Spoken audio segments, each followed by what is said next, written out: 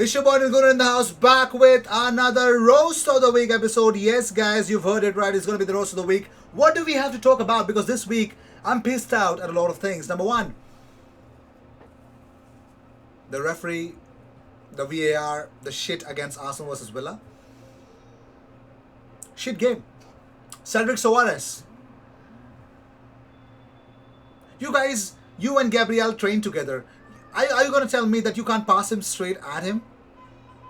You think it was Gabriel's mistake he couldn't reach out to your shit pass? Oh, no, it's like Mustafi blaming Leno. I mean, what explanation do I have? Cedric's mistake. You know what? Every game, one mistake is allowed, but not when you lose 1-0. It was not allowed. What the fuck are you doing? Within a couple of minutes, we're down 1-0 at Villa Park, and boom, just like last season, we lose. They did a double over us. They shat on us. And top of that, Saka doesn't make sure that Ezri Konsa gets a red card. No, Ezri Konsa does not get a red card, and boom, Lacazette and Emi Martinez, bro. Why are you doing this, fam? Even Emi Martinez knew that the referee is not going to do anything against Villa. Because, of course, they got away with a penalty last time around, right? They got away with a penalty. That handball was not given in the previous game. So, boom. You know what? First, I used to think, Wolves have bought the referees. I take my words back. Wolves did not buy up the referee. I believe Richard Masters, or rather whoever is the chief of the Premier League, they don't like Arsenal. They just don't like Arsenal. And it's pretty much clear. It's not small scale level. It's not a very small scale level. No! It's big! Arsenal are hated despite the referee. You bring in an Arsenal loving referee, boom! Arsenal will not get a penalty, boom! There's no VAR existing for Arsenal. You know what is VAR for Arsenal? Boom. You know what? Whenever Arsenal go and play at any other stadium, somebody from the referees, one of the referees goes to the toilet room, changes the what do you say, the nameplate of the toilet into a VAR room. That is what is when Arsenal go and play a game in the Premier League. That's the VAR room for Arsenal. There's nobody in it. And when an Arsenal player is asking the referee, hey, is this matter going to VAR? Of course it is. Right to the toilet. That's what they think about our opinions on the fouls that are given against us. That was supposed to be for us. It's against us. It's a big conspiracy. And yes, it exists. No, it's not a conspiracy theory. It is reality. It's a bigger agenda than you think. And I'll tell you, I'm not getting it. If it's not Richard Masters, if it's not other chiefs at the Premier League, who the fuck does not want Arsenal to get even into the top 10? The agenda was fine if I accept. Oh no, you know what? We'll not let Arsenal win the Premier League title. I would be fine with that. We'll not let Arsenal be in the top 4. Fine, cool. Arsenal should not get Europa League. That's the agenda. This season, that is the message that is put out by the top management, and that's the type of corruption they're doing. It's not about the top 6. Arsenal should not get top 10 this season. They should be out of top 10. Next season, we might as well relegate them. You want to see us in championship. That's what it's all about, isn't it? Fucking hell. That is exactly what it's all about. I have just figured that out. And boom. There's certain things that I would want to talk about. That is Mike Dean. So somebody said that in my live, I think it was Akshay or somebody else actually brought to my attention that Mike Dean has been receiving death threats, and he has actually called up the EFL, the Premier League officials, and cancelled out all the matches that he was supposed to officiate this week. You know what? There are two ways to see this. Number one, I don't support and I don't say that the one. I'm pretty much sure there's a West Ham fan who threatened him. Yeah, West Ham fan. I don't get it. West Ham fans, do you guys even exist? Oh yeah, Mia Khalifa. Fuck off. Anyways, but you know what? West Ham, the biggest contribution that you have ever done in the Premier League was try to finish 5th or try to be 5th this season at least once in your lifetime. You've peaked. You've peaked with David Moyes. You've peaked as a club. Now calm down, pipe down, and go back to 14th where you belong. Shut up, lads. You won enough games so that you don't get relegated this season, fam. That's it. That's what you are. You're not the biggest team in London. Hell, you're not even the biggest team that I expect to not get relegated. You are the team that I expect to get relegated. So shut up. Shut up. We know the battles that you fight every season. It's not about top 4 anymore. So shut up. David Moyes ain't gonna do anything. He's peaked and boom. You guys, you're a nonce club. So shut up. Stop going behind Mike Dean. If you're a West Ham fan, stop going behind Mike Dean and threatening a referee. Your club has peaked.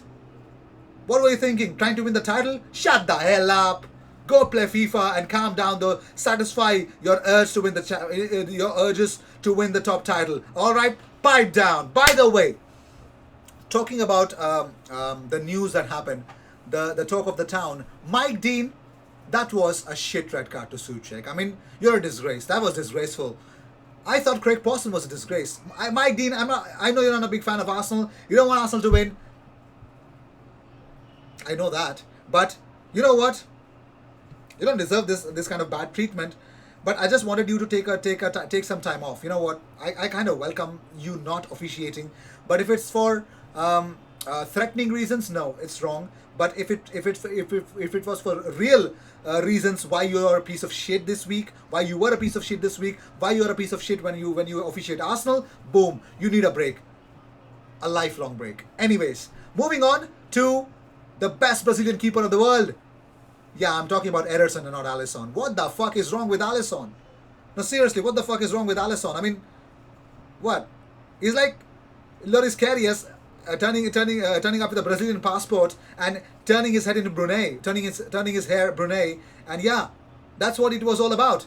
Loris Karius in disguise. I mean, come on.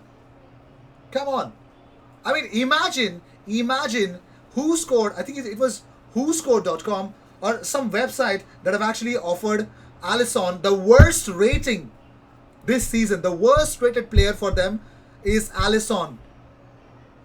And you know what? Alisson even beats Adrian against Villa. How the fuck do you do that? How the fuck you turn? I mean, Jurgen Klopp, I remember, said something about Alisson that he actually praised him when they won the Champions League. He said he's worth every penny, and in two seasons he's now worth pennies. I'm pretty much sure that the 2 assists and pre-assists that he's given to İlkay Gündoğan, I'm pretty much confident that both those goals might reduce £20 million from the value of Alisson. Yep. And I've somehow read a stat that Alisson has committed more mistakes that led to goals than Kepa. How the fuck can you be cheaper than Kepa and make more mistakes than Kepa? Mind blown. Alisson, just give up your Brazilian duties, man. You're not even You're not a better Brazilian keeper in the Premier League, and you're not even in the Selecao. I just hope Edu speaks to Selecao and he says. And he actually speaks and he says, you know what? Fuck Alisson. Go with Ederson. Man, you guys don't believe, man. You guys don't deserve it. Anyways, talking about mistakes. Another week, another Salah penalty.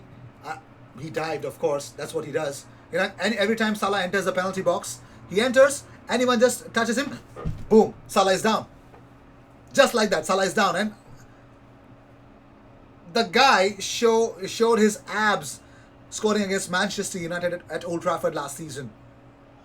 The man is built good, and he fell like that. Yep, paper thin Salah falls inside the box to claim a penalty against Manchester City because he knew that was the only best opportunity that he can actually score against Ruben Diaz and John Stones, because that's what it's all about. No Virgil van Dijk. We shit ourselves the very next season that he gets injured, because Virgil van Dijk is equal to Liverpool successful. That's what it's all about, isn't it? Just imagine. And I just want to ask yourself, somebody asked me whether Thiago was a failed signing or is he a flop. Thiago isn't a flop. I think Liverpool is flop to sign a player that they actually did not require. He doesn't. It's like It's like Thiago. Thiago will rank always the best player on the pitch for most amount of passes, most amount of successful passes, most amount of successful passes. That does not mean or does not mount to something really spectacular like an assist or a goal or rather a pre-assist. Yeah, that's what it's all about. Stat padding. Thiago's XGs. Thiago is the XG king of Liverpool. That's why they bought him for better stats. Anyways. This is what I've got for the rest of the week this week. If I have something more to react to, I will definitely. But I'll try to take a break now because yeah, we have a break in football right now, so I would want to take that. So cheers. I will see you in the next one, and thank you so much for tuning in, guys.